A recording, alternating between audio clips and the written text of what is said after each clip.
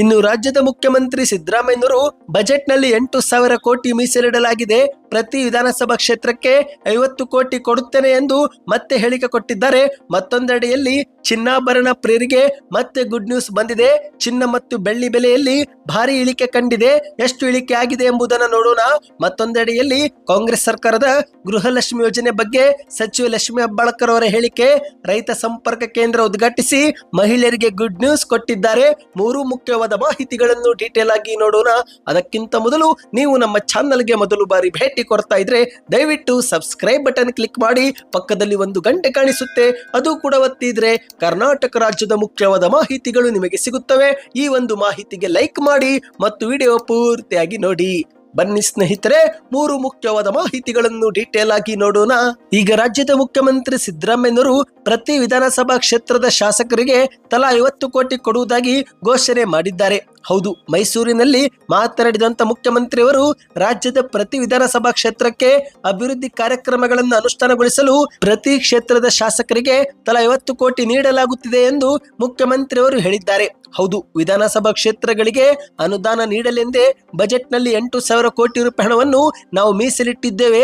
ರಾಜ್ಯಾದ್ಯಂತ ಗ್ಯಾರಂಟಿ ಯೋಜನೆಗಳನ್ನ ಕೊಡಲು 58,000 ಕೋಟಿ ರೂಪಾಯಿ ಹಣವನ್ನು ಬಜೆಟ್ನಲ್ಲಿ ಇಡಲಾಗಿದೆ. ಅದೇ ರೀತಿ 80,000 ಕೋಟಿ ರೂಪಾಯಿ ಹಣವನ್ನು ಬಂಡವಾಳ ಮತ್ತು ಇತರೆ ವೆಚ್ಚಕ್ಕೆ ಮೀಸಲಿಟ್ಟಿದ್ದೇವೆ.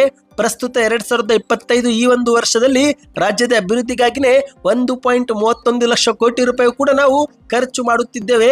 ಅದೇ ರೀತಿ ಕರ್ನಾಟಕದ 1 ಕೋಟಿಗೂ ಅಧಿಕ ಮಹಿಳೆಯರ ಬ್ಯಾಂಕ್ ಖಾತೆಗಳಿಗೆ ಗೃಹಲಕ್ಷ್ಮಿ ಯೋಜನೆಯ ಪ್ರತಿ ತಿಂಗಳು 2,000 ರೂಪಾಯಿ ಕೊಡ್ತಿದ್ದೇವೆ. ಇನ್ನು ಒಂದು ವೇಳೆ ಬಿಜೆಪಿಯವರು ಹೇಳುವಂತೆ ನಮ್ಮ ಸರ್ಕಾರ ದಿವಾಳಿಯಾಗಿದ್ರೆ ಇಷ್ಟೆಲ್ಲ ಅಭಿವೃದ್ಧಿ ಕಾರ್ಯಕ್ರಮಗಳಿಗೆ ಹಣ ಎಲ್ಲಿಂದ ಬರ್ತಾ ಇತ್ತು ಎಂದು ಪ್ರಶ್ನೆಯನ್ನ ಮಾಡಿದ್ದಾರೆ.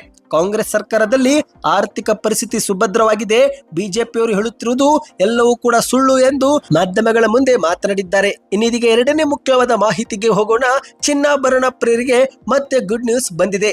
ಹೌದು, ಕರ್ನಾಟಕದಲ್ಲಿ ಚಿನ್ನಕ್ಕೆ ಎಂದಿಗೂ ಕೂಡ ಬೇಡಿಕೆ ಇದ್ದೇ ಇದೆ ಸ್ನೇಹಿತರೆ. ಹಬ್ಬ ಹರಿದಿನ, ಮದುವೆ, ಮುಂಜಿ ಇಂತಹ ಶುಭ ಕಾರ್ಯಕ್ರಮಗಳ ಸಂದರ್ಭದಲ್ಲಿ ಚಿನ್ನದ ಖರೀದಿ ಇನ್ನಷ್ಟು ಜೋರಾಗಿ ನಡೆಯುತ್ತಿದೆ.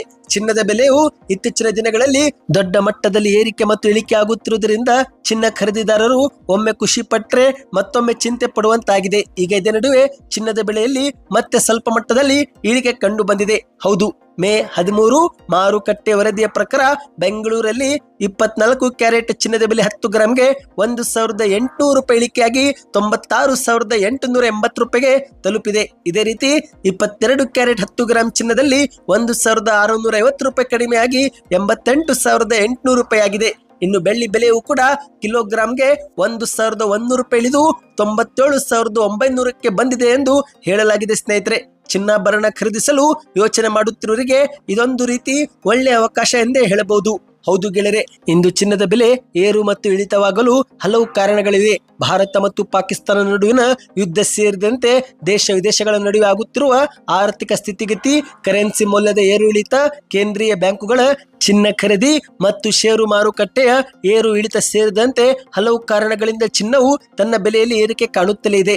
ಭಾರತದಲ್ಲಿ ಚಿನ್ನದ ಬೇಡಿಕೆಯನ್ನು ಹಬ್ಬ ಮತ್ತು ಮದುವೆ ಸೇರಿದಂತೆ ಇತರೆ ಶುಭ ಕಾರ್ಯಕ್ರಮಗಳ ಮೂಲಕ ಚಿನ್ನದ ಬೆಲೆಯಲ್ಲಿ ಇನ್ನಷ್ಟು ಏರಿಕೆ ಆಗುವಂತೆ ಮಾಡುತ್ತಿವೆ. ಇದು ತಾತ್ಕಾಲಿಕವಾದರೂ ಚಿನ್ನ ಖರೀದಿದಾರರಿಗೆ ಖರೀದಿ ಮಾಡಲು ಒಳ್ಳೆಯ ಸಮಯವೆಂದೇ ಹೇಳಲಾಗಿದೆ ಸ್ನೇಹಿತರೆ. ಹೌದು, ಈ ಒಂದು ಹಿಂದೆ ಅಕ್ಷಯ ತೃತೀಯ ದಿನದಂದು 1 ಲಕ್ಷ ಆಸುಪಾಸು ಇದ್ದಂತ ಚಿನ್ನ ಇದೀಗ 96,880 ರೂಪಾಯಿ ಆಗಿದೆ. ಈ ಮೂಲಕ ಚಿನ್ನ ಖರೀದಿ ಮಾಡುವರು ಈ ಒಂದು ಒಳ್ಳೆಯ ಅವಕಾಶವನ್ನ ಸದುಪಯೋಗ ಪಡಿಸಿಕೊಳ್ಳಬಹುದು ಎಂದು ಹೇಳಲಾಗಿದೆ. ಇನ್ನಿದೀಗ 3ನೇ ಮುಖ್ಯವಾದ ಮಾಹಿತಿಗೆ ಹೋಗೋಣ.